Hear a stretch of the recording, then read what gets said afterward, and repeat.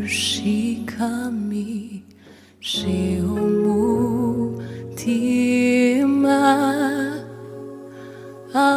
ansaba amahoro masa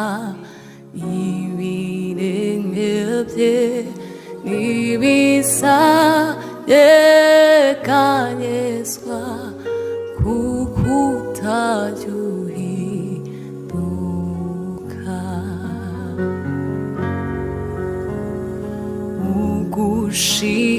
ugushikamishe umutima